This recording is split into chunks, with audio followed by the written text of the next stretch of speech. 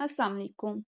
आज का हमारा जो टॉपिक है that is cell cycle and cell division. देखते हैं कि सेल साइकिल क्या होता है, सेल डिवीजन क्या होता है। देखें, सेल क्या होता है। सेल हमारी एक लाइफ का बेसिक यूनिट है, यानी कि structure and functional unit of life is called cell. अब सेल क्या होता है, सेल से ही हमारी पूरी की पूरी जो बॉडी है, किसी भी ऑर्गेनिज्म की, प्लांट्स की बात करें, एनिमल्स की बात करें, हमारी ह्यूमन बींग्स की बात करें, इंसानों की, तो उसमें जो लाइफ स्टार्ट होती है वो भी सेल से स्टार्ट होती है। और पूरी की पूरी जो बॉडी है वो मुख्तलिफ तरह के सेल से मिलकर बनी हुई है। अब यहाँ पर दो वर्ड्स आ रहे हैं, एक आ रहा है सेल साइकिल और दूसरा है सेल डिवीजन, और इनके दरमियान में एंड लगा हुआ है। ये देखिए, इनके दरमियान में क्या है, एंड है, जो कि ये रिप्रेजेंट कर रहा है कि ये दोनों मुख्तलिफ टर्म्स है, यानी कि टू डिफरेंट टर्म्स है, एक सेल साइकिल और सेल डिवीजन। सबसे पहले साइकिल को डिस्कस करते हैं कि साइकिल क्या होता है। देखें, हम लोगों ने बायो के अंदर बहुत सारे साइकिल्स पढ़े हैं और आगे भी पढ़ेंगे, क्रेब्स साइकिल, कैल्विन साइकिल, ठीक है। साइकिल में एक चीज होती है, बायो के अंदर जब भी बात करें तो उसमें क्या होता है कि उनका स्टार्टिंग और एंडिंग पॉइंट सिमिलर होता है। यानी कि जहां से, जिस जगह से कोई चीज स्टार्ट हुई है, उसने घूम फिर के उसी जगह पर वापस आ जाना है, तो इसको कहा जाता है सेल साइकिल। अगर मैं यहाँ पर बात करूं, ये जो ग्रीन डॉट है, यहाँ से साइकिल स्टार्ट हुआ, ठीक है। उसने घूम फिर के डिफरेंट इवेंट्स को पार करते हुए, यानी कि मुख्तलिफ मरहलों से गुजरते हुए वो दोबारा उसी पॉइंट पर आ गया, यानी कि वापस उसी पॉइंट पर आ गया। इसको कहा जाता है सेल साइकिल। और ये बायो के अंदर जहां पर भी आप साइकिल को पढ़ेंगे, उनमें सब में एक चीज आपको देखने को मिलेगी, यानी कि अगर क्रेब्स साइकिल की बात करें, कैल्विन साइकिल की बात करें, तो उन सब में एक चीज कॉमन होगी कि जिस पॉइंट से स्टार्ट हुए हैं, घूम फिर के उसने उसी पॉइंट पर आ जाना है। सेल साइकिल में भी यही होता है, यानी कि सेल जहां से, जिस इवेंट से, जिस जगह से एक चीज को स्टार्ट करता है, वहीं पर घूम फिर के आ जाता है। फिर आ जाती है बात डिवीजन की। डिवीजन क्या होती है, देखें, हमारी बॉडी में सबसे पहले एक सिंगल सेल होता है। सिंगल सेल कैसे बनता है, जैसे ही फादर गैमेट्स यानी कि स्पर्म सेल्स मदर सेल्स को, मदर गैमेट्स को, ओवा सेल्स को आके फर्टिलाइज करते हैं, तो उनकी फर्टिलाइजेशन के रिजल्ट में क्या होता है, एक जाइगोट बनता है, एक सिंगल सेल जाइगोट बनता है। अब वो सिंगल सेल जो है, उसका वो सिर्फ एक सिंगल सेल है, ठीक है। उसके अंदर डिवीजन होती है, वो डिवाइड करता है, जिसको अभी हम लोग सारे पढ़ेंगे कि किस तरह से डिवीजन होती है। वो डिवाइड करता है तो कितने बनते हैं, 2 सेल। फिर डिवीजन होती है तो कितने बनेंगे, 8 सेल, 8 से 16। और इस तरह से क्या होता है, एट द एंड पूरे का पूरा ऑर्गेनिज्म बन जाता है, जिसके अंदर मल्टी सेलुलर ऑर्गेनिज्म होता है, जिसके अंदर मल्टीपल सेल्स होते हैं। तो ये किस वजह से पॉसिबल होती है, ये सेल डिवीजन की वजह से ही पॉसिबल होती है। अब क्या होता है, देखें, इसकी डेफिनेशन पढ़ते हैं। Cell cycle refers to the series of events. Cell cycle के अंदर सीरीज ऑफ इवेंट्स होते हैं, ये वाले, ये सारे के सारे क्या हैं, ये सीरीज ऑफ इवेंट्स है। यहां से घूम फिर के सेल वापस वहीं पर आ गया। ये है क्या है, सीरीज ऑफ इवेंट्स है। कौन कौन से होते हैं उसको आगे हम लोग पढ़ेंगे। That take place in the life of cell, जो कि एक सेल की लाइफ के अंदर होता है। उसके नतीजे में क्या होता है, resulting in the duplication of DNA. DNA duplicate करता है। ये हम सबको पता है कि सेल है, सेल के अंदर डीएनए होता है, न्यूक्लियस होता है, जिसके अंदर डीएनए पड़ा होता है। उस डीएनए ने भी क्या करना है, डुप्लीकेट करना है। उसके साथ साथ सेल के अंदर जितनी भी ऑर्गेनेलीज होती हैं, सेल की कौन कौन सी ऑर्गेनेलीज होती हैं, सेल के अंदर कौन कौन सी चीजें होती हैं, साइटोप्लाज्म होता है, cytoskeleton, endoplasmic reticulum, Golgi apparatus, lysosome, peroxisome, mitochondria, जिसे power cell of the house कहा जाता है। यानी कि इसके अंदर सारी की सारी जो एनर्जी होती है वो माइटोकॉन्ड्रिया से ही बनती है। एटीपी की सिंथेसिस माइटोकॉन्ड्रिया के अंदर होती है। उसके अलावा न्यूक्लियस होता है, जहां पर जिसके अंदर डीएनए पड़ा होता है।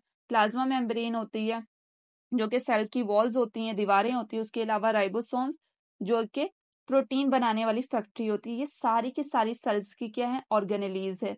अब सेल साइकिल में सिर्फ और सिर्फ डीएनए की डुप्लीकेशन नहीं होती, सिर्फ और सिर्फ डीएनए डुप्लीकेट नहीं करता, यानी कि डीएनए ने डबल नहीं होना, उसके साथ साथ ऑर्गेनेलिस ने भी डबल होना है। उसके अलावा डिवीजन ऑफ साइटोप्लाज्म होती है। जब ये सारी चीजें डुप्लीकेट हो जाती है तो क्या होता है कि साइटोप्लाज्म डिवाइड करता है और to produce new two daughter cell, और एट द एंड क्या होता है, हमारे पास इस तरह से 2 डॉटर सेल्स बन जाते हैं। अब जैसे ही सेल ने डिवाइड करना है, तो आप देखें, जब सेल डिवाइड करेगा तो उसके दूसरे सेल बनने वाले भी नए वाले जो सेल हों उनके अंदर भी वो सारी चीजें होनी चाहिए। इसके अलावा भी और भी चीजें होती है, जैसे अगर हम लोग प्लांट सेल्स की बात करें तो उसके अंदर क्लोरोप्लास्ट भी होता है।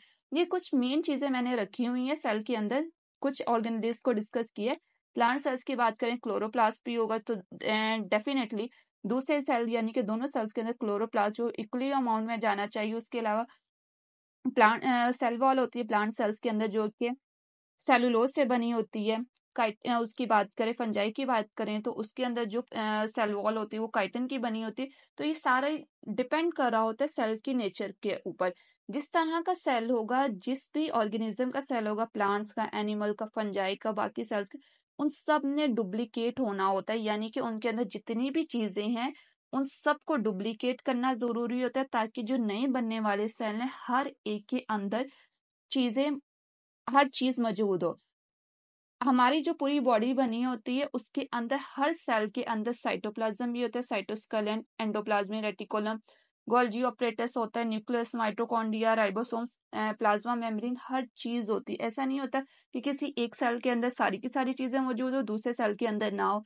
इक्वल ही अमाउंट में प्रेजेंट होती है, और अगर इक्वल अमाउंट में प्रेजेंट ना हो तो क्या होता है, म्यूटेशन होती है, प्रॉब्लम क्रिएट हो जाती है। ठीक है, इसलिए सेल जब डिवाइड करता है तो इससे पहले इस चीज को मेक श्योर करना बहुत ज्यादा जरूरी होता है कि बनने वाले दो बनने वाले सेल्स के अंदर इक्वल अमाउंट के अंदर हर चीज मौजूद हो। सेल मेम्ब्रेन भी हो, अगर प्लांट सेल है तो सेल वॉल भी होनी चाहिए, बाकी सारी की सारी ऑर्गेनेलीज भी उसके अंदर हर सेल के अंदर मौजूद हो। तो तब क्या होता है, फिर एट द एंड पूरे का पूरा ऑर्गेनिज्म बनता है। और ये जो सेल डिवीजन होती है सिर्फ और सिर्फ ऑर्गेनिज्म को बनाने के लिए नहीं होती, उसके बाद भी हमारी बॉडी के कुछ सेल हैं, बहुत से सेल हैं जो डिवाइड कर रहे होते हैं। जैसे कि जब हमें चोट लग जाती है तो जब जो न्यू बनने वाले सेल होते हैं वो भी सेल डिवीजन की वजह से ही बनते हैं। जो डेड सेल्स होते हैं उन्हें खत्म कर दिया जाता है, उसकी जगह न्यू सेल्स बन रहे होते हैं। इसी तरह जब बच्चा छोटा होता है, जब पैदा होता है वो बहुत छोटा होता है, लेकिन उसके बाद आहिस्ता आहिस्ता हम सब क्या होते हैं, ग्रो करते हैं, बड़ी एज में जाते हैं, हमारी हाइट बढ़ रही होती है, हम लोग ग्रो कर रहे होते हैं, हर चीज का साइज जो होता है वो मतलब इंक्रीज कर रहा होता है। तो वो किस वजह से पॉसिबल होता है, वो सारी की सारी किस वजह से पॉसिबल होता है, ये सारी के सारे क्या होते हैं, ये सेल डिवीजन की वजह से ही पॉसिबल होता है। एक छोटा सा बच्चा जब बड़ा हो जाता है तो वो सेल डिवीजन की वजह से ही होता है, उसके सेल जो होते हैं वो कॉन्टिन्यूसली डिवाइड कर रहे होते हैं, and that is cell cycle and cell division. अब देखते हैं कि सेल साइकिल के अंदर कौन कौन से मेन इवेंट्स होते हैं। सेल साइकिल के अंदर अगर स्टेजेस की बात करें कि कौन कौन से स्टेजेस होती हैं या कौन कौन से फेज आते हैं, तो सबसे पहले सेल साइकिल को दो मेन स्टेजेस के अंदर डिवाइड किया गया, एक है इंटरफेज और दूसरी है एम फेज। इंटरफेज इंटरफेज वो वाला फेज होता है, इसको प्रिपरेटरी फेज भी कहा जाता है। इसके अंदर एक्चुअल में जो सेल है वो खुद को तैयार करता है डिवाइड करने के लिए। जितनी भी सेल के अंदर ऑर्गेनेलीज होती हैं, जितने भी कंपोनेंट्स होते हैं, इंपॉर्टेंट इंजाइम्स, प्रोटीन्स, उन सब की जो सिंथेसिस होती हैं वो इसी फेज के अंदर हो रही होती है, जो कि डिवीजन के लिए जरूरी होती है। जितनी भी प्रोटीन्स होती है जो कि डिवीजन के लिए जरूरी होती हैं, या फिर और जो भी कंपोनेंट्स होते हैं, वो सब के सब कहाँ पर बनते हैं, वो इंटरफेज के अंदर बनते हैं। इसलिए इसको प्रिपरेटरी फेज भी कहा जाता है। ये सबसे ज्यादा लॉन्गेस्ट फेज होता है सेल साइकिल का। ये 95% जो टाइम होता है वो इंटरफेस में ही स्पेंड कर रहा होता है। एक सेल जो जब डिवाइड कर रहा होता है तो उसमें जो 95% टाइम होता है वो प्रिपरेटरी फेज के ऊपर स्पेंड कर रहा होता है। ऐसे ही होता है ना तैयारी में, हमेशा कभी भी कहीं पर भी जाना हो, जैसे कि अगर लेट्स सपोज किसी ट्रिप पर जाना हो, तो वहां पर जब जाना होता है जाने में इतना टाइम नहीं लगता, उससे पहले जो होते हैं तैयारी में, हमेशा हर चीज की तैयारी में ज्यादा टाइम लगता है। इसी तरह शादी है, शादी के जितने भी इवेंट्स होते हैं उसमें उसकी तैयारी, शादी की तैयारियों के लिए ज्यादा टाइम लगता है। तो यहाँ पर भी डिवीजन में इतना टाइम नहीं लगता, ज्यादा जो टाइम लगता है वो कहाँ पर स्पेंड कर रहा होता है सेल, वो इंटरफेस के अंदर, प्रिपरेटरी फेज के अंदर स्पेंड कर रहा होता है। इंटरफेस के अंदर आगे से इंटरफेस जो है वो डिवाइडेड है तीन स्टेजेस के अंदर। एक है सबसे पहले G1 फेज, इसको गैप फेज भी कहा जाता है, इसको ग्रोथ फेज भी कहा जाता है। फिर आ जाते हैं S फेज, इसको सिंथेसिस फेज भी कहा जाता है। और लास्ट वन है G2 फेज, इसको भी G2 फेज भी कहा जाता है, गैप फेज G2 फेज भी कहा जाता है, और इसको ग्रोथ फेज भी कहा जाता है। ये सारी की सारी स्टेजेस है, इनके अंदर डिफरेंट टाइप्स की प्रोटीन्स की सिंथेसिस हो रही होती है, ऑर्गेनेल्स की सिंथेसिस हो रही होती है। डिफरेंट इवेंट्स हो रहे होते हैं, यानी कि इन सब के अंदर जो सेल है उसकी प्रिपरेशन हो रही होती है डिवाइड करने के लिए। एम फेज की बात करें तो एम फेज जो होता है, यहाँ पर जो एम है वो दो चीजों को रिप्रेजेंट कर रहा होता है, एक को मियोसिस या फिर mitosis, depend on the cell type. जिस टाइप का जिस नेचर का सेल होगा उसी के अकॉर्डिंग एम को उसका नाम मिल जाएगा। अगर तो सेल डिवीजन जो है वो सोमैटिक सेल के अंदर हो रही है, तब एम फेज जो है, एम जो है वो रिप्रेजेंट कर रहा होता है माइटोसिस को, और अगर डिवीजन जो है वो जर्म सेल्स के अंदर हो रही है तो तब एम रिप्रेजेंट करेगा मियोसिस को। अब यहाँ पर दो टर्म्स यूज हुई हैं, एक है सोमैटिक सेल। सोमैटिक सेल्स क्या होते हैं? हमारी पूरी बॉडी के सेल्स, आइज के, नोज के, किडनी, लीवर सेल्स, पूरी बॉडी के सेल, वो तमाम सेल जो कि सेक्सुअल रिप्रोडक्शन के अंदर पार्टिसिपेट नहीं कर रहे होते उन्हें कहा जाता है सोमैटिक सेल। इसमें हमारी पूरी बॉडी के सेल्स आ जाते हैं, तो उनके अंदर जो डिवीजन हो रही होती है वो होती है माइटोसिस, और ये सिर्फ और सिर्फ कहाँ पर देखने को मिलती है? सोमैटिक सेल्स के अंदर ही माइटोसिस हो रही होती है। अब माइटोसिस में क्या होता है? इसको इक्वल डिवीजन कहा जाता है। जितना क्रोमोसोम्स का नंबर पेरेंट सेल के अंदर होता है उससे बनने वाले जो डॉटर सेल्स होते हैं उनके अंदर भी क्रोमोसोम्स का नंबर जो है सेम ही रहेगा। किसी टाइप की ना तो ज्यादती होगी, यानी कि ना तो इंक्रीज करेंगे क्रोमोसोम्स का नंबर और ना ही डिक्रीज करेगा। इक्वल डिवीजन होगी किसके अंदर? सोमैटिक सेल्स के अंदर। सोमैटिक सेल्स के अंदर कौन सी डिवीजन हो रही होती है? वो होती है माइटोसिस की। अब आ जाते हैं जर्म सेल्स। जर्म सेल्स वो होते हैं जो कि एक्चुअल में सेक्सुअल रिप्रोडक्शन के अंदर पार्टिसिपेट कर रहे होते हैं, ठीक है, जो कि गैमेट्स होते हैं, कह लें या फिर जर्म सेल्स कह लें। इनके अंदर जो डिवीजन हो रही होती है उसको कहा जाता है मियोसिस, ठीक है। अब मियोसिस में क्या होता है? ये रिडक्शनल डिवीजन कहलाती है। रिडक्शनल डिवीजन इसको क्यों कहा जाता है? क्योंकि इसके अंदर जो गैमेट्स बनते हैं उनके अंदर जो क्रोमोसोम्स का नंबर होता है वो हाफ रह जाता है। पेरेंट सेल्स के अंदर अगर क्रोमोसोम ह्यूमंस की बात करें, पेरेंट सेल्स के अंदर 46 क्रोमोसोम्स हैं, तो 40 मियोसिस के रिजल्ट में बनने वाले जो जर्म सेल्स होंगे, गैमेट सेल्स होंगे, उनके अंदर हाफ रह जाएगा। 46 का हाफ कितना होता है? 23। इसी तरह अगर हम लोग पी प्लांट की बात कर लें, यानी कि मटर की बात कर लें, तो उनके अंदर जो क्रोमोसोम्स का नंबर होता है वो कितना होता है? 14 होता है, ठीक है। लेकिन जैसे मियोसिस होती है तो वहां पर रिडक्शन डिवीजन होती है, रिड्यूस हो जाता है, तो क्रोमोसोम्स का नंबर कितना रह जाता है? न्यू बनने वाले डॉटर सेल्स के अंदर उसमें हो जाता है 7 हो जाता है। तो इसलिए मियोसिस को कहा जाता है कि ये क्या है? रिडक्शनल डिवीजन है, क्योंकि इसमें क्रोमोसोम्स के जो नंबर होता है वो डिक्रीज कर जाता है, वो रिड्यूस हो जाता है। जबकि माइटोसिस में ऐसा कुछ भी नहीं होता, माइटोसिस में सेम ही रहता है, जितना पेरेंट सेल्स के अंदर होगा बनने वाले जो डॉटर सेल्स होते हैं उनके अंदर भी उतना ही नंबर रह जाता है। तो माइटोसिस जो है इक्वल डिवीजन है, मियोसिस जो है रिडक्शनल डिवीजन है। अब जो एम फेज है वो भी आगे से डिवाइडेड है दो मेन स्टेजेस के अंदर। कौन कौन सी है? कैरियोकाइनेसिस और दूसरी है साइटोकाइनेसिस। अब कैरियोकाइनेसिस यहाँ पर ये जो वर्ड है कैरियो, ये दो वर्ड से मिलकर बना हुआ है। कौन कौन से दो है? एक है कैरियो, कैरियो मीन होता है न्यूक्लियस, कैरियो रिप्रेजेंट कर रहा होता है किसको? न्यूक्लियस को। और काइनेसिस, काइनेसिस का मतलब होता है डिवीजन। तो कैरियोकाइनेसिस एम फेज की वो स्टेज है जहां पर न्यूक्लियस डिवाइड करता है।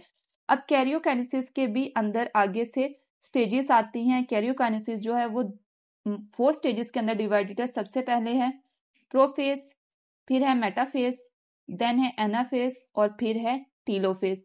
अब बात करते हैं साइटोकाइनेसिस की। साइटोकाइन भी दो लफ्ज से मिलकर बना हुआ है। कौन कौन से वर्ड है? एक है साइटो, साइटो यहाँ पर रिप्रेजेंट कर रहा है साइटोप्लाज्म को, और काइनेसिस मीन डिवीजन। यहाँ पर क्या होता है? साइटोप्लाज्म की डिवीजन होती है। अब होता क्या है? सबसे पहले इंटरफेज होता है। इंटरफेस के अंदर जो भी सेल के कंपोनेंट्स हैं वो सारे के सारे डुप्लीकेट कर रहे होते हैं, वो अपने आप को बना रहे होते हैं। डीएनए जो है वो भी रेप्लिकेट कर रहा होता है, हर चीज जो है वो डुप्लीकेट होती है। फिर आ जाती है एम फेस। एम फेस में क्या होता है? कैरियोकाइनेसिस की स्टेज आ जाती है। उसमें जो न्यूक्लियस है वो डबल हो जाता है। पहले देखें इसके अंदर न्यूक्लियस जो है वो सिंगल ही है, लेकिन जैसे ही कैरियोकाइनेसिस होती है तो उसमें क्या होता है? एक सेल जो है उसके अंदर दो न्यूक्लियस आ जाती हैं। अब एक सेल के अंदर दो न्यूक्लियस नहीं हो सकते, ये नेचर के अगेंस्ट है।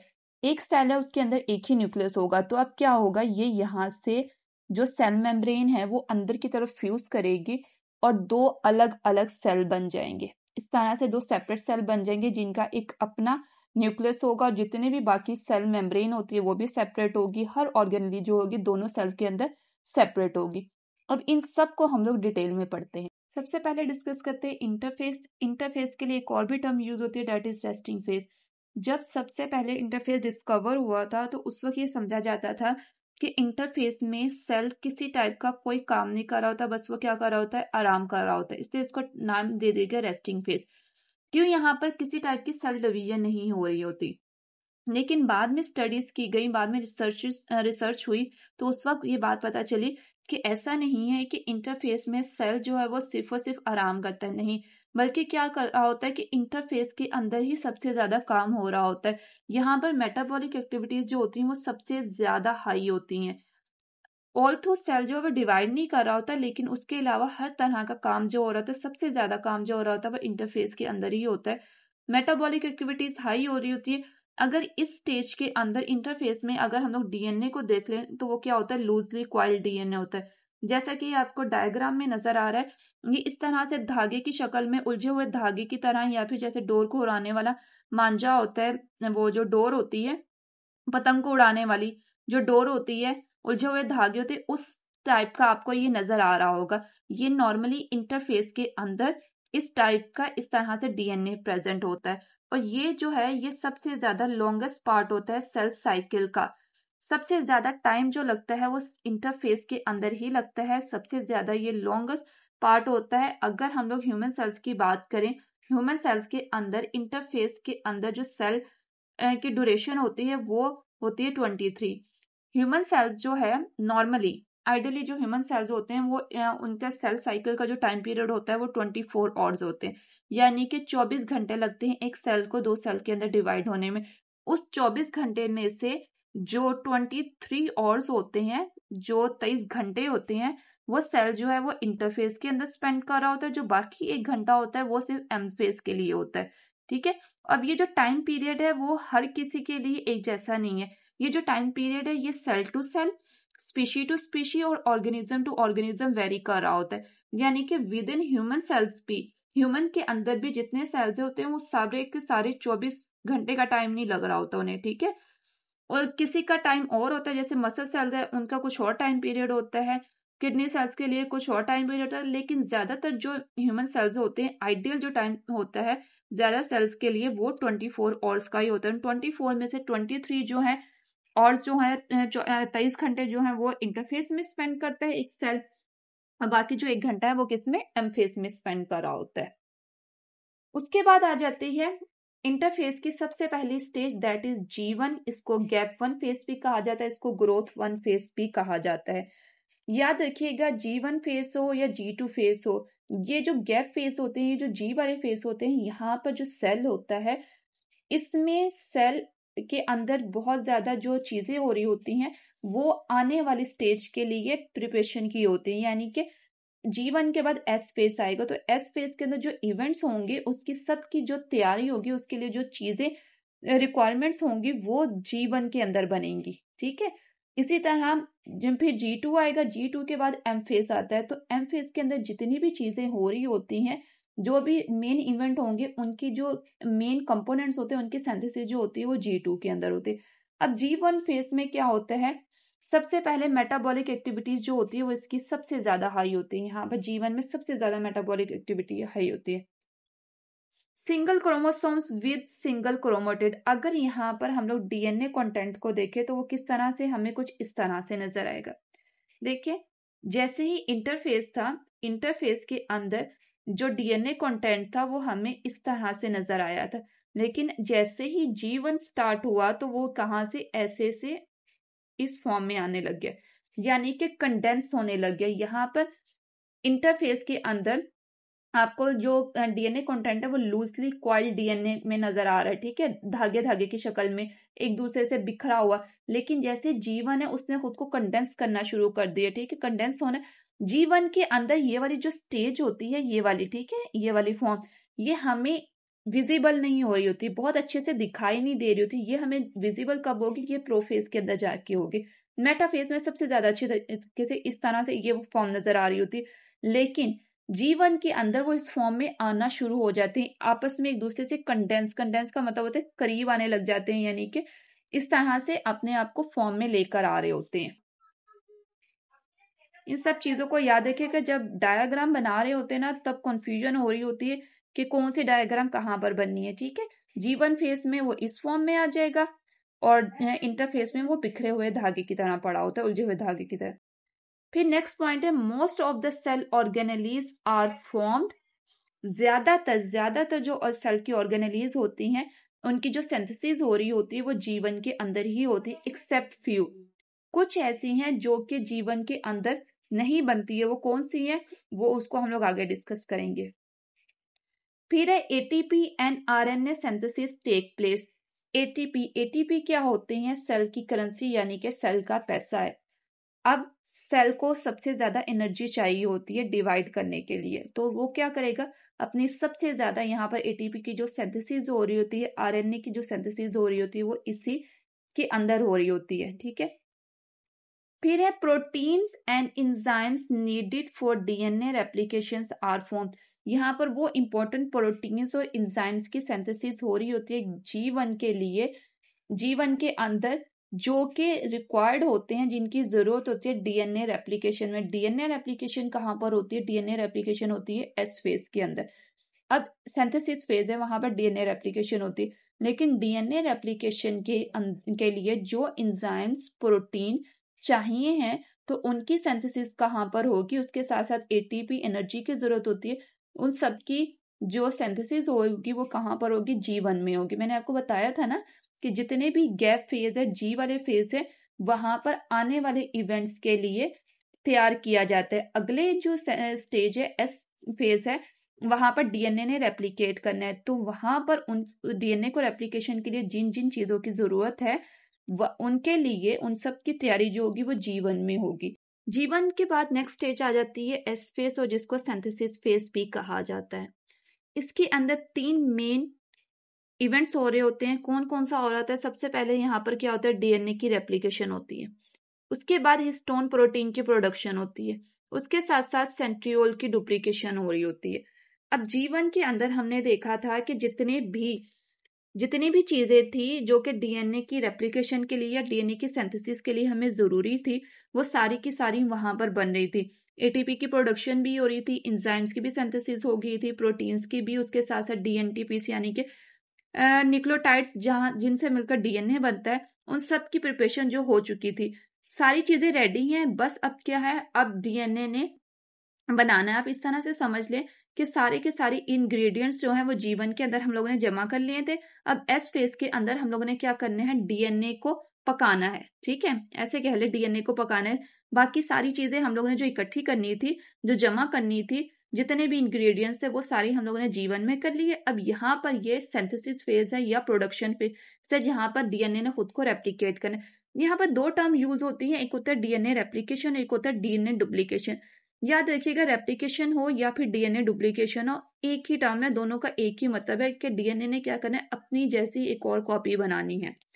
अपनी जैसी एक और कॉपी बना ली। अब जैसे हम लोगों ने देखा था जब जीवन था, जीवन स्टेज थी, उसमें हमें क्रोमोसोम इस फॉर्म में नजर आना स्टार्ट हो गए थे। नजर नहीं आ रहे थे लेकिन इस फॉर्म में आना शुरू हो गए थे। ठीक है, विजिबल जो होते हैं वो जाके होते हैं मेटाफेज में, वैसे विजिबल नहीं होते इस फॉर्म के अंदर, लेकिन वो इस फॉर्म में आ जाते हैं। क्लियर? अब जैसे ही एस फेज स्टार्ट होता है, एस फेज में जो डीएनए है वो अपनी जैसी एक रेप्लिका बनाता है। अपनी जैसी रेप्लिका का बनाने का मतलब है बिल्कुल अपनी कॉपी बनाएगा। ठीक है, वो इस फॉर्म के अंदर आ जाएगा। इसको मैं नंबर 1 दे देती हूँ। एस फेज के बाद, यानी कि ये जो एस फेज है, इसके बाद वो अपनी जैसी डुप्लीकेशन करता है, डीएनए को डुप्लीकेट करता है या रेप्लिकेट करता है। ये जो नंबर 2 है इस फॉर्म के अंदर आ जाता है। यहाँ पर क्या होता है? रेप्लिकेशन होती है, रेप्लिकेटेड क्रोमोसोम सिस्टर क्रोमेटिड्स बनते हैं। अब इस फेज में क्या होता है कि एक क्रोमोसोम, अब यहाँ पर 2 सिचुएशन आ जाती है, single chromosome with double chromatids या फिर single chromosomes with double amount of DNA. हम लोगों ने हमारे एक वीडियो लेक्चर के अंदर बहुत डिटेल से डिस्कस किया है क्रोमेटिन मटेरियल क्या होता है, क्रोमोसोम्स क्या होता है, क्रोमेटिड्स क्या होता है, उसका लिंक जो है वो आपको आई बटन के अंदर मिल जाएगा। आप वहां पर जाके देखिएगा, आपको चीजें बहुत अच्छे से क्लियर हो जाएंगी। अगर आपने वो लेक्चर नहीं देखा तो हो सकता है कि यहाँ पर जो मैं टर्म यूज कर रही हूँ अभी वो आपको इस तरह से अच्छे से समझ ना आए। देखिए ये क्रोमोसोम्स कैसे है, सिंगल क्रोमोसोम, हम इसको सिंगल नंबर 2 को सिंगल क्रोमोसोम्स क्यों कह रहे हैं। आप लोग यहाँ पर समझ रहे होंगे कि ये 2 क्रोमोसोम है, 2 क्रोमोसोम नहीं है, ये सिंगल क्रोमोसोम है क्योंकि और क्रोमेटिड्स कितने हैं, 2 हैं, एक ये वाला क्रोमेटिड और एक ये वाला क्रोमेटिड। क्रोमोसोम हम इसे क्यों कह रहे हैं, क्योंकि ये एक सिंगल सेंट्रोमियर के साथ अटैच है। क्रोमोसोम में सेंट्रोमियर होता है, ठीक है, ये दोनों क्रोमेटिड्स जो हैं वो अभी तक एक ही सेंट्रोमियर के साथ अटैच है, इसलिए हम लोग कह रहे हैं कि क्या हो सकता है, 2 ऑप्शन हम लोग यूज कर सकते हैं, टर्म्स यूज कर सकते हैं, single chromosomes with double chromatids क्योंकि 2 क्रोमेटिड्स हैं, या फिर single chromosome with double amount of DNA. यहाँ पर जो डीएनए की नंबर 1 के अंदर डीएनए की जो अमाउंट थी वो कम थी, ठीक है, लेकिन जैसे ही एस फेस आया, एस फेस के बाद उसने अपने आप को डुप्लीकेट कर लिया, तो जाहिर बात है यहाँ पर क्या हो जाएगा, डबल अमाउंट हो जाएगी डीएनए की एस फेस के बाद। ये बहुत सारे एग्जाम्स के अंदर क्वेश्चन आता है, स्पेशली एम कैट के अंदर, क्योंकि एम कैट के अंदर सेल साइकिल वाला बहुत इंपॉर्टेंट टॉपिक होता है, और भी जितने भी कॉम्पिटेटिव एग्जाम होते हैं उनके अंदर यहाँ पर ये चीजें पूछी जा रही होती हैं कि एस फेज के बाद जो क्रोमोसोम्स का नंबर कितना हो जाता है, क्रोमेटिड्स का नंबर कितना हो जाता है, यहाँ पर स्टूडेंट्स जो है वो कंफ्यूज हो जाते हैं, ठीक है, आपने यहाँ पर कंफ्यूज नहीं होता। यहाँ पर 2 चीजें हो जाती हैं कि सिंगल क्रोमोसोम होता है लेकिन डबल क्रोमेटिड हो जाता है, या फिर सिंगल क्रोमोसोम होता है और डीएनए की जो अमाउंट होती है वो डबल हो जाती है। अब यहाँ पर कैसे पता चलता है नंबर ऑफ सेंट्रोमियर, देखिए आपने सेंट्रोमियर को देखना कि कितने सेंट्रोमियर है।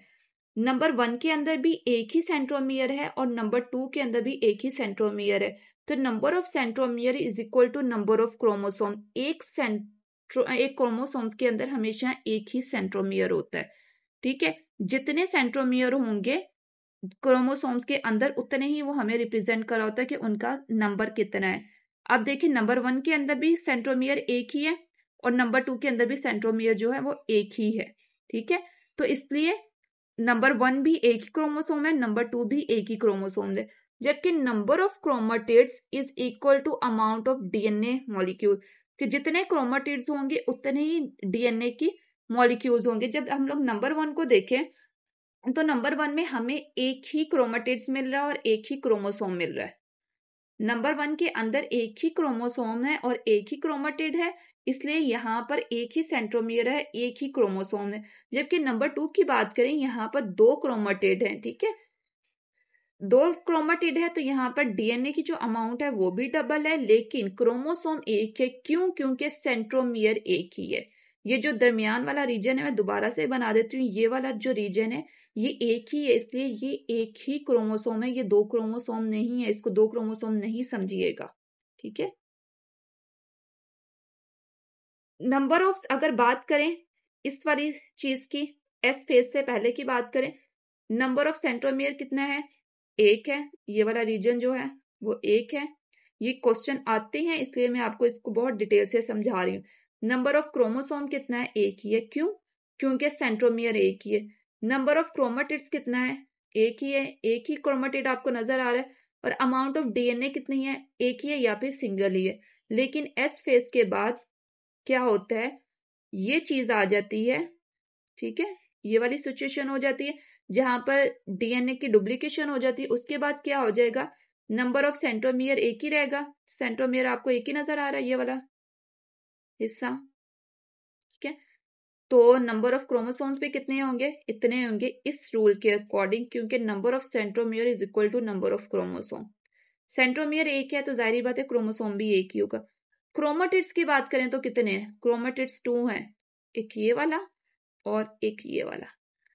डीएनए अमाउंट की बात करें, डीएनए अमाउंट कितना हो गया, डबल हो गया, ठीक है, क्योंकि डुप्लीकेशन हो गई है। यहाँ से बहुत ज्यादा क्वेश्चन आते हैं, इसलिए मैंने आपको बहुत ज्यादा डिटेल में बता दिया है। आपने इसको याद रखना है कि एस फेज से पहले कितने क्रोमोसोम्स होते हैं, एस फेज के बाद कितने क्रोमोसोम्स आते हैं, क्योंकि ये क्वेश्चन आ रहे होते हैं कि एस फेज से पहले क्रोमोसोम्स का नंबर कितना है, एस फेज के बाद क्रोमोसोम्स का नंबर कितना हो जाएगा। एस फेज से पहले क्रोमेटिड्स का नंबर कितना था, और एस फेज के बाद कितना हो जाएगा, ये डीएनए की अमाउंट कितनी हो जाएगी। क्लियर। आई होप कि आपको ये एस फेज जो है वो क्लियर हो गया होगा। एस फेज के बाद नेक्स्ट स्टेज आ जाती है, लास्ट स्टेज इंटरफेज की, वो होती है G2 या फिर गैप 2 फेज, और इसको ग्रोथ 2 फेज भी कहा जाता है। इसके अंदर क्या होता है, एटीपी की प्रोडक्शन जो होती है वो बहुत ज्यादा हाई हो जाती है। मैंने आपको बताया था कि जितने भी गैप फेज होते हैं, गैप 1 हो या गैप 2 हो, ये अपने बाद आने वाले इवेंट्स के लिए तैयार करते हैं, यानी कि उसके लिए जो जो रिक्वायरमेंट्स होती है, जो जो चीजें चाहिए होती है, वो यहाँ पर बनती है। G1 के बाद एस फेज आना था। एस फेज में बहुत ज्यादा इंपॉर्टेंट इवेंट होना था, कौन सा होना था, डीएनए की रेप्लिकेशन होनी थी। तो उसके लिए जितनी भी चीजें चाहिए थी वो कहाँ पर सिंथेसाइज हो रही थी, वो G1 के अंदर हो रही थी। ठीक है। उसके बाद एस फेज के अंदर सारी चीजें रेडी थी, तो डीएनए अच्छी तरह से क्या हो गया, पक गया, रेप्लिकेट हो गया। अब उसके बाद आ गया G2। G2 के बाद आगे नेक्स्ट स्टेज आएगी एम फेज की, यानी कि माइटोसिस होगी या फिर मियोसिस होगी। तो G2 में एम फेज के लिए सारी की सारी चीजें तैयार होनी चाहिए। यहाँ पर सारी की सारी चीजें बनेंगी जो कि जरूरत होगी, जिनकी किसके लिए, एम फेज के लिए, डिवीजन फेज के लिए।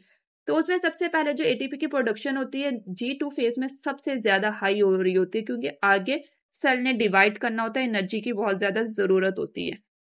उसके बाद नेक्स्ट पॉइंट आ जाता है, हमने G1 के अंदर बात एक डिस्कस की थी कि ज्यादातर जो सेल की ऑर्गेनेलीज होती हैं उनकी सिंथेसिस जो होती है वो G1 के अंदर ही हो जाती है, एक्सेप्ट फ्यू। याद होगा आपको, एक्सेप्ट फ्यू की टर्म यूज हुई थी। तो कौन सी ऐसी चीजें होती हैं, कौन सी ऐसी 3 ऑर्गेनेलीज होती है जिनकी सिंथेसिस G1 में नहीं होती, वो किस में होती है, वो G2 में होती है, और वो होती है माइटोकॉन्ड्रिया, क्लोरोप्लास्ट और गोल्जी अपरेटस। इन तीनों ऑर्गेनेलीज की जो सिंथेसिस थी वो G1 में नहीं हुई थी।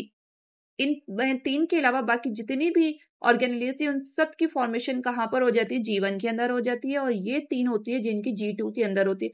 याद रखिएगा, ये क्वेश्चन एमसीक्यूज आते हैं कि माइटोकॉन्ड्रिया की सिंथेसिस किस फेज में होती है, कौन सी ऐसी ऑर्गेनेलीज हैं जिनकी G2 के अंदर होती है, G1 के नहीं अंदर होती, इस तरह के एमसीक्यूज आते हैं। ठीक है। उसके अलावा नेक्स्ट पॉइंट है, spindle fibres formation and tubulin proteins are formed.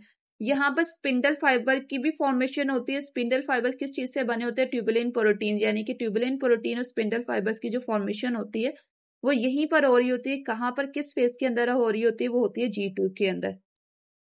उसके अलावा kinetochore proteins are also synthesised in this phase. एक और प्रोटीन है काइनेटोकोर प्रोटीन्स। अब काइनेटोकोर प्रोटीन्स कौन सी होती हैं, देखें यहाँ पर एक, ये सेंट्रोमियर है। ठीक है, ये सेंट्रोमियर है। मैं इसको, दरमियान वाला रीजन जो है वो सेंट्रोमियर है, आपको यहाँ पर समझ आ गई होगी। मैं इसको जरा थोड़ा सा रेस कर रही हूँ सेंट्रोमियर को आपको समझाने के लिए। अब ये जो सेंट्रोमियर रीजन है, सेंट्रोमियर रीजन के इर्द गिर्द यहाँ पर सराउंडिंग में एक प्रोटीन होती है, जिस प्रोटीन को क्या कहा जाता है, काइनेटोकोर कहा जाता है। अब ये जो काइनेटोकोर प्रोटीन होती है, इसी प्रोटीन के ये बिल्कुल कहाँ पर प्रेजेंट होते हैं, ये सेंट्रोमियर का जो रीजन होता है उसके सराउंडिंग में प्रोटीन प्रेजेंट होते हैं। काइनेटोकोर यानी कि इसने कवर किया होता है, सेंट्रोमियर को कवर किया होता है इस प्रोटीन ने। कौन सी प्रोटीन होती है, काइनेटोकोर प्रोटीन। अब ये जो प्रोटीन है, इसी प्रोटीन के साथ आके स्पिंडल फाइबर जो अटैच होते हैं, ये यहां से इस तरह से स्पिंडल फाइबर। यहाँ पर ये भी बहुत ज्यादा कंफ्यूजन होती है। स्टूडेंट्स क्या समझते हैं, वो समझते हैं कि स्पिंडल फाइबर की जो अटैचमेंट होती है वो सेंट्रोमियर के साथ होती है। तो ये बात, ये कॉन्सेप्ट बहुत ज्यादा गलत है। अगर आप लोग ये समझते हैं कि जो ये स्पिंडल फाइबर्स है उनकी अटैचमेंट जो होती है वो सेंट्रोमियर के साथ होती है, नहीं, सेंट्रोमियर के साथ नहीं होती। कहाँ पर होती है, सेंट्रोमियर के सराउंडिंग में काइनेटोकोर प्रोटीन होती है जिसके साथ स्पिंडल फाइबर अटैच करते हैं। जस्ट लाइक यहाँ पर देखेंगे डायग्राम के अंदर, देखिए ये स्पिंडल फाइबर है। ये स्पिंडल फाइबर कहाँ से निकल रहे होते हैं, ये स्पिंडल फाइबर एक्चुअल में निकल रहे होते हैं सेंट्रियोल से। याद है ना, सेंट्रियोल्स प्रेजेंट होते हैं ह्यूमंस के सेल्स के अंदर, सेंट्रियोल्स एनिमल सेल्स के अंदर सेंट्रियोल्स प्रेजेंट होते हैं। उस सेंट्रियोल से क्या हो रहे होते हैं, स्पिंडल फाइबर इस तरह से लंबे लंबे धागे निकल रहे होते हैं। ये धागे व्हाइट व्हाइट नजर आ रहे हैं। हमने बात की थी कि सेंट्रियोल्स की डुप्लीकेशन कहाँ पर होती है, एस फेज के अंदर होती है। यहाँ पर देखें ये 2 सेंट्रियोल्स प्रेजेंट है, एक इस पोल में, इस पोल में। इसको आगे हम लोग डिटेल में, आगे जब हम लोग जाएंगे एनाफेज में, मेटाफेज में, तब इसको डिटेल से डिस्कस करेंगे। तब क्या होता है, ये सेंट्रियोल से धागे निकलते हैं, ठीक है। ये इन धागों को कहा जाता है स्पिंडल फाइबर। और ये स्पिंडल फाइबर्स क्या होते हैं, यही आके अटैच होते हैं किसके साथ, सेंट्रोमियर के साथ। सेंट्रोमियर के साथ नहीं, सेंट्रोमियर के सराउंडिंग में एक प्रोटीन होती है जिसको क्या कहा जाता है, काइनेटोकोर प्रोटीन। इस काइनेटोकोर प्रोटीन, ये आपको नजर आ रहा होगा अगर मैं यहाँ पर ये आपको बनाऊं, ये वाली चीज देखिए, ठीक है। ये यहाँ से, ये इस तरह से इसके साथ अटैच है, इनके साथ अटैच होते हैं। लग यही रहा होता है कि सेंट्रोमियर के साथ अटैच होते हैं, लेकिन सेंट्रोमियर की सराउंडिंग में ऊपर एक प्रोटीन होती है जिसको काइनेटोकोर प्रोटीन कहा जाता है। उसके साथ ये जो स्पिंडल फाइबर्स होते हैं, ये वाले जो स्पिंडल फाइबर्स जिसकी फॉर्मेशन कहाँ पर हो रही होती है, G2 फेज के अंदर होती है, वो इसके साथ आके बाइंड कर रहे होते हैं। और इनका बहुत ज्यादा इंपॉर्टेंट फंक्शन होता है, यही क्या करते हैं, एक दूसरे को खींचते हैं।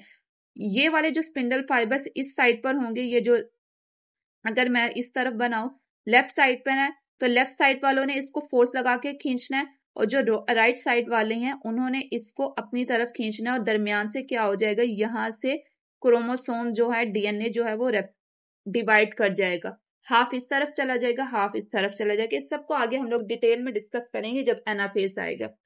अब आप लोगों ने 2-3 चीजें याद रखनी है। एक तो ये याद रखना है कि क्वेश्चन यहाँ पर आ रहा होता है कि प्रोटीन की सिंथेसिस कहाँ पर हो रही होती है, ठीक है। अगर तो सिर्फ ये पूछें कि प्रोटीन मेनली सिंथेसाइज, यानी कि ज्यादातर प्रोटीन की सिंथेसिस जो है वो कौन सी स्टेज के अंदर हो रही होती है, तब आप लोगों ने टिक कर देना है G1 के अंदर। ज्यादातर जो प्रोटीन की सिंथेसिस होती है वो G1 के अंदर ही होती है। लेकिन अगर स्पेसिफिक नाम लेकर पूछा जाए, जैसे कि हिस्टोन प्रोटीन की सिंथेसिस कहाँ पर हो रही है, तो हिस्टोन प्रोटीन को हम लोगों ने कहाँ पर देखा था, हिस्टोन प्रोटीन की सिंथेसिस हो रही होती है G1 के अंदर। हिस्टोन प्रोटीन जो होती है, आपने डीएनए का स्ट्रक्चर पढ़ा होगा, देखा होगा कि डीएनए जो कॉइल करा होता है, एक बहुत बड़े लार्ज धागे को, बहुत बड़े धागे को एक छोटी सी जगह के अंदर, न्यूक्लियस के अंदर पैक करने में जो सबसे ज्यादा हेल्पफुल होती है वो हिस्टोन प्रोटीन। जो डीएनए का धागा होता है वो बिल्कुल हिस्टोन प्रोटीन के ऊपर रैप किया होता है। ये सारा कुछ आप लोगों ने पढ़ा होगा, ठीक है। तो हिस्टोन प्रोटीन का अगर स्पेसिफिक नाम लेकर पूछा जाए कि हिस्टोन प्रोटीन की सिंथेसिस कहाँ पर हो रही है, तो वो होती है कहाँ पर, किस फेज के अंदर, वो होती है एस फेज के अंदर। और अगर इसी तरह से ट्यूबुलिन प्रोटीन का पूछा जाए कि ट्यूबुलिन प्रोटीन की सिंथेसिस किस फेज के अंदर होती है, तो याद रखना है कहाँ पर होती है, G2 फेज के अंदर। काइनेटोकोर प्रोटीन के बारे में पूछा जाए कि काइनेटोकोर प्रोटीन की सिंथेसिस कहाँ पर होती है, तो वो भी कहाँ पर होती है, G2 फेज में, गैप2 फेज में। अगर किसी प्रोटीन का नाम नहीं लिया और ये पूछा है कि ज्यादातर प्रोटीन की सिंथेसिस कहाँ पर होती है, तो आपने क्या बोल देना है, आपने ये टिक कर देना है कि वो कहाँ पर हो रही होती है, G1 के अंदर हो रही होती है। इसी तरह से अगर पूछा जाए ऑर्गेनेलीज की सिंथेसिस कहाँ पर होती है, स्पेसिफाइड ना किया हो गया, ज्यादातर ऑर्गेनेलीज की सिंथेसिस कहाँ पर होती है, तो आपने क्या याद रखना है, याद रखना है G1 के अंदर। लेकिन अगर स्पेसिफिक पूछा है कि माइट्रोकॉन्ड्रिया की कहाँ पर हो रही है, क्लोरोप्लास्ट की कहाँ पर हो रही है, गोल्जी ऑपरेटस की कहाँ पर हो रही है, तो ये आपने याद रखना है, ये 3 ऐसी ऑर्गेनेलीज है जिनकी सिंथेसिस जो होती है वो G2 फेज के अंदर होती है, बाकी सबकी G1 के अंदर होती है। और ये पूछा जाए कि मेटाबॉलिक एक्टिविटी कहाँ पर सबसे ज्यादा हाई होती है, तो वो कहाँ पर होती है, वो होती है G1 के अंदर। एटीपी के सिंथेसिस का पूछा जाए कि कहाँ पर सबसे ज्यादा होती है, हाई की बात की जाए, तो तब आपने याद रखना है G2 के अंदर। वैसे पूछा जाए एटीपी की सिंथेसिस कहाँ होती है, तो आप G1 लगा दें या फिर G2 लगा जाए। लेकिन अगर स्पेसिफाइड किया जाए, इस तरह ये पूछा जाए कि मेटाबॉलिक एक्टिविटी सबसे ज्यादा कहाँ पर हाई होती है, तो सबसे ज्यादा मेटाबॉलिक एक्टिविटी हाई होती है G1 के अंदर। आरएनए की सिंथेसिस कहाँ पर हो रही है, तो आरएनए की सिंथेसिस होती है G1 के अंदर। और अगर ये पूछा जाए कि डीएनए की डुप्लीकेशन कहाँ होती है, डीएनए की रेप्लिकेशन कहाँ होती है, वो होती है एस फेज के अंदर। और अगर ये पूछा जाए कि क्या पूछा जाए कि सेंट्रियोल्स कहाँ पर डुप्लीकेट करते हैं, सेंट्रियोल्स की डुप्लीकेशन कहाँ होती है, तो वो याद रखना है आपने, एस फेज के अंदर होती है। उसके अलावा एक और आपने पॉइंट याद रखना है कि G2 फेज के अंदर भी सिंगल क्रोमोसोम होता है विद डबल क्रोमाटिड, यानी कि G1 में भी यही वाली स्टेज होती है, एक क्रोमोसोम होगा और उसके अंदर 2 क्रोमाटिड्स होंगे इसी फॉर्म के अंदर। ये वाली जो होती है ना, मैं आपको दिखा देती हूँ, यूं वाली, ये फॉर्म, ये वाली, ठीक है। इसी तरह, और इसके दरमियान में कलर चेंज कर लेते हैं, कलर कौन सा लें, रेड ले लेते हैं। दरमियान में एक सेंट्रोमियर प्रेजेंट होता है, ये स्टेज होती है। ये स्टेज बहुत ज्यादा जरूरी है, इनको समझना जरूरी है क्योंकि कंफ्यूजन हो जाती है कौन सी कहाँ पर बना है। इसमें भी क्या होगा, नंबर ऑफ सेंट्रोमियर एक होगा, नंबर ऑफ क्रोमोसोम एक होगा, नंबर ऑफ क्रोमाटिड्स की बात करें तो कितने हो जाएंगे, 2 हो जाएंगे, एक ये वाला एक ये वाला। और डीएनए की बात करें तो डीएनए भी कितना होगा, डबल होगा, इसी फॉर्म के अंदर रहेगा। फिर आगे से आ जाती है एम फेज, G2 कंप्लीट हो गया, इसके बाद आ जाती है एम फेज। जैसे ही इंटरफेस कंप्लीट हो जाता है, इंटरफेस में G1 को पढ़ लिया, S को पढ़ लिया, G2 को पढ़ लिया, ठीक है, ये सारा कंप्लीट हो गया। एक पॉइंट जो है वो मैं आपको नहीं बता सकी, ये कि इंटरफेस में सबसे ज्यादा जो लॉन्गेस्ट फेस होता है वो कौन सा होता है, वो होता है हमारे पास G1। इंटरफेस खुद ज्यादा सबसे लंबा है, और इंटरफेस के अंदर जो सबसे ज्यादा लेंथी फेज होता है वो होता है G1। उसके बाद एस फेज, और सबसे छोटा जो इंटरफेस के अंदर आता है वो होता है G2। अब जब G2 कंप्लीट हो जाता है तो उसके बाद सेल जो एंटर करता है वो किसके अंदर करता है, एम फेज के अंदर, ठीक है। एम फेज बता दिया, 2 तरह की होती है, या तो फिर मियोसिस होगी या फिर माइटोसिस होगी। It's all depend on the cell nature और सेल टाइप। अगर तो सोमैटिक सेल होंगे तो तब क्या होगा, माइटोसिस होगा, और अगर जर्म सेल्स होंगे तब होगा मियोसिस। अब एम फेज के अंदर भी आगे से क्या आती हैं, फेजेस आती हैं, प्रोफेज, मेटाफेज, एनाफेज, टेलोफेज। ये कहलाते हैं हमारे पास कैरियोकाइनेसिस, ये वाली जो स्टेजेस हैं। फिर उसके बाद आ जाती है साइटोकाइन। साइटोकाइंस में क्या होता है, साइटोप्लाज्म डिवाइड करता है, यहाँ पर सेल कंप्लीट हो जाता है। ये जो एम फेज है इसको हम लोग डिटेल में नेक्स्ट वीडियो के अंदर डिस्कस करेंगे। अभी जो हम लोग डिस्कस कर रहे हैं वो हम लोग करेंगे किसको, जी नोड फेज को। ये भी बहुत इंपॉर्टेंट एक फेज होता है। अब जैसे ही एम फेज कंप्लीट हो जाता है, यहाँ पर अभी हम लोगों ने एम फेज कंप्लीट हो गया, ठीक है, एम फेज कंप्लीट हो गया, यहाँ पर पढ़ा नहीं है वो अलग बात है, अभी हमने सिर्फ इंटरफेस को कवर किया है। इंटरफेस के बाद एम फेज को हम लोग नेक्स्ट वीडियो के अंदर डिस्कस करेंगे। यहाँ पर जैसे ही एम फेज कंप्लीट हो जाता है, एम फेज के बाद एक स्टेज आ जाती है जिसको क्या बोला जाता है, जिसको बोला जाता है जी नोड फेज। G0 फेज भी कहा जाता है, जी नोड फेज भी कहा जाता है, या फिर इसको कहा जाता है क्यूसेंट फेज, ठीक है, क्यूसेंट फेज। इसके अंदर क्या होता है, once the M phase is completed, जब एक दफा सेल ने एम फेज कंप्लीट कर लिया है, साइटोकाइनेसिस हो गई है, डिवीजन हो गई है, कंप्लीट हो गया, सेल डिवाइड हो गया, उसके बाद सेल्स के पास, हर सेल के पास 2 ऑप्शन होते हैं, ठीक है। एक ऑप्शन ये होता है either enter interface and initiate the process from G1। क्या होता है, उसके पास 2 ऑप्शन होते हैं, या तो वो, मैं कलर चेंज कर लूं, एक मिनट, वो यहां से दोबारा एम फेज कंप्लीट करने के बाद एक सेल जो है वो डिवाइड कर गया, वो दोबारा से क्या करे, G1 के अंदर एंटर हो जाए, ठीक है। या फिर क्या करे वो, उसके पास दूसरा ऑप्शन ये होता है कि वो इस सेल को, सेल साइकिल को लीव करके कहां पर चला जाए, जी नोड फेज के अंदर चला जाए। 2 ऑप्शन है, या तो वो सेल को लीव कर दे, या फिर क्या करे, या तो दोबारा से इंटरफेस के अंदर एंटर हो जाए, G1 से स्टार्ट कर ले, G1 में सारा प्रोसेस स्टार्ट हो, एस फेज, G2 और डिवाइड कर, या फिर सेल को एग्जिट कर दे, सेल साइकिल को एग्जिट कर दे, क्विट कर दे, और एक रेस्टिंग फेज के अंदर एंटर हो जाए जिसको जी नोड फेज कहा जाता है। अब जी नोड फेज के अंदर क्या हो रहा होता है, इन जी नोड फेज सेल जो होता है वो ग्रो कर रहा होता है, साइज के अंदर सेल ग्रो कर रहा होता है, differentiate to perform a particular function. यहाँ पर याद रखिएगा 2 टर्म्स होते हैं, एक होते हैं डिवीजन, एक ये टर्म होती है सेल डिवीजन। डिवीजन का मतलब होता है सेल ने डिवाइड करना है, 1 से 2 के अंदर डिवाइड होना है। और दूसरी टर्म होती है वो होती है डिफ्रेंशिएशन की, ये वाली। डिफ्रेंशिएशन टोटली डिफरेंट टर्म है, और डिवीजन एक टोटली डिफरेंट टर्म है। डिवीजन का मतलब मैंने आपको बता चुकी, सेल का 1 से 2 में डिवाइड। डिफरेंशिएशन का मतलब ये होता है कि सेल को उसका पर्टिकुलर जो फंक्शन है वो असाइन कर दिया जाए। जैसे कि लीवर सेल है, लीवर सेल्स को उसका पर्टिकुलर फंक्शन मिल जाए, ठीक है। इसी तरह हार्ट सेल है, हार्ट सेल्स का काम क्या होता है, ब्लड को पंप करना, ये उसको उसका फंक्शन मिल जाना, ये कहलाता है डिफरेंशिएशन।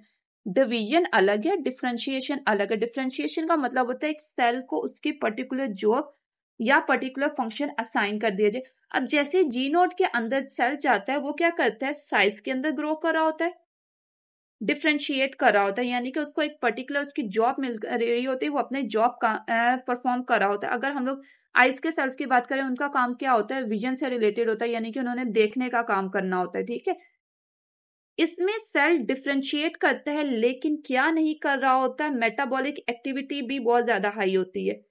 मेटाबॉलिक एक्टिविटी भी बहुत ज्यादा हाई होती है, यानी कि अपने सारे के सारे फंक्शन परफॉर्म कर रहा होता है, लेकिन प्रोलिफरेट नहीं कर रहा होता या फिर डिवाइड नहीं कर रहा होता। प्रोलिफरेट डिवीजन को ही कहा जाता है, यानी कि डिवाइड नहीं कर रहा होता, बस उसके पास डिवीजन की कैपेबिलिटी नहीं होती, बाकी सारे के सारा फंक्शन वो कर रहा होता है, बस डिवाइड नहीं कर रहा होता। अब जी नोट फेस में कुछ सेल्स होते हैं जो परमानेंटली चले जाते हैं। एक दफा जी उन्हें डिवाइड कर लिया, डिवाइड करने के बाद वो जी नोट के अंदर एंटर हुए और पूरी जिंदगी जब तक वो जिंदा रहेंगे उन्होंने जी नोट फेस के अंदर ही रहना है। कुछ ऐसे सेल्स होते हैं जो कि कुछ टाइम के लिए जी नोट के अंदर चले जाते हैं, जब जरूरत पड़ती है तो वो वापस से जीवन के अंदर एंटर हो जाते हैं, यानी कि दोबारा से सेल साइकिल को स्टार्ट कर देते।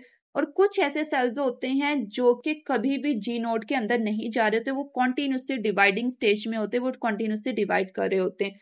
अब कौन से सेल है, सबसे पहले डिसाइड देखते हैं कि परमानेंट जी नोड फेज कौन से होते हैं, जो हमेशा के लिए जी जीरो फेज के अंदर चले जाते हैं, यानी कि उनको वो अपनी डिवीजन की जो कैपेबिलिटी होती है उसको खो देते हैं, वो डिवाइड नहीं करते। उसमें सबसे पहले आ जाते हैं मैच्योर नर्व सेल्स, हमारे न्यूरॉन्स के सेल, हमारे ब्रेन के सेल। इसीलिए सर जो होता है उसके अंदर ब्रेन होता है, वो बहुत ज्यादा क्या कहा जाता है, बहुत ज्यादा सेंसिटिव पार्ट होता है, बहुत ज्यादा नाजुक हिस्सा होता है। इसीलिए कहा जाता है जब भी बाइक चलाएं तो हेलमेट पहने। क्यों? अगर सेल के सर में इंजरी हो जाएगी, न्यूरॉन सेल जो है वो डिस्टर्ब हो जाएंगे, वो क्या हो जाएंगे, इंजर हो जाएंगे, जख्मी हो जाएंगे, तो वो दोबारा से नहीं रिकवर कर पा रहे होते। क्यों? क्योंकि उनके अंदर डिवीजन नहीं हो रही होती, न्यूरॉन सेल जो है वो डिवाइड नहीं कर रहे होते। इसीलिए अगर किसी के हेड इंजरी हो जाए, किसी के सर में चोट लग जाए, तो बहुत ज्यादा प्रॉब्लम क्रिएट हो जाती है। इसीलिए हेलमेट पहनाया जाता है, हेलमेट पहनना चाहिए जब भी बाइक चलाएं, क्योंकि बहुत ज्यादा नाजुक हिस्सा होता है। न्यूरॉन सेल जो है एक दफा बन जाते हैं, वो हमेशा के लिए पूरी जिंदगी के लिए जी नोट फेज के अंदर चले जाते हैं, वो डिवाइड नहीं करते, अपने जैसे सेल नहीं बनाते न्यूरॉन। उसके अलावा मसल सेल्स, हमारे जो मायोसाइट्स जिन्हें कहा जाता है हमारे मसल्स के सेल हैं, वो भी हमेशा के लिए कहाँ चले जाते हैं, जी नोट फेज के अंदर चले जाते हैं।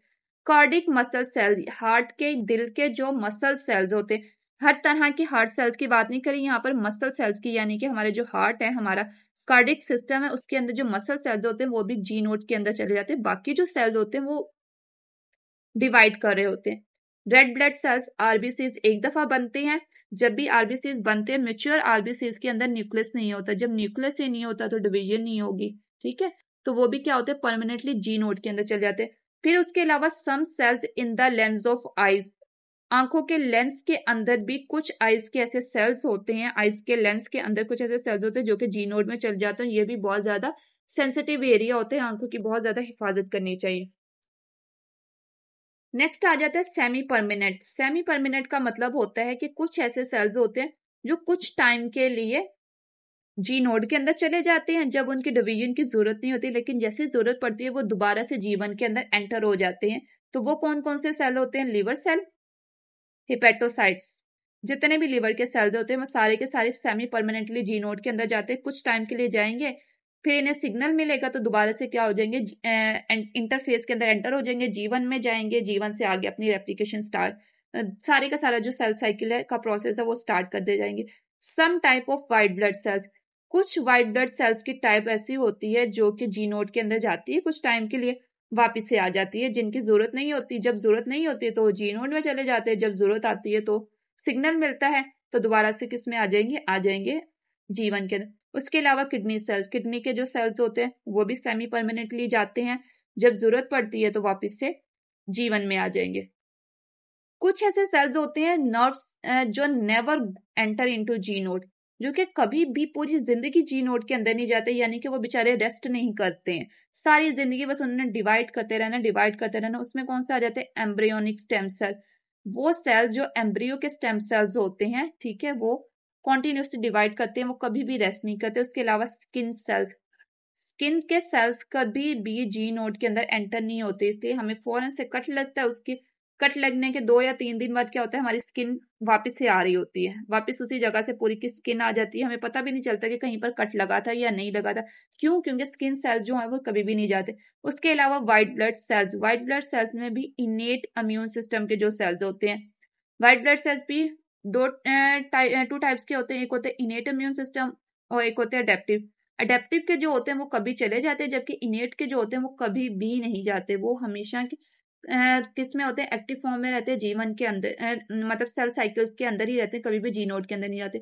एक और यहाँ पर क्वेश्चन है, वो अक्सर ये पूछा जाता होता है कि जी नोड के अंदर जो सेल की एंट्री होती है जी नोड के अंदर, वो कहाँ से किस फेज से क्विट करते हैं, एस फेज से करते हैं, G2 से करते हैं, एम से करते हैं या G1 से करते हैं। तो याद रखिएगा सेल साइकिल को जो लीव किया जाता है या क्वेश्चन फेज के अंदर जाया जाता है वो G1 से ही निकलते हैं, ठीक है, और वापस से G1 के अंदर ही एंटर होते हैं। ये ऐसा नहीं होता कि एस फेज से निकले तो G0 के अंदर एंटर हो गए, नहीं, एस के बाद G2 ही आता है, एस से निकलेंगे एस से G2 ही आएगी, एस से कभी भी नहीं लीव करेगा, G1 से लीव करेगा और वापस एंट्री भी G1 में ही होगी।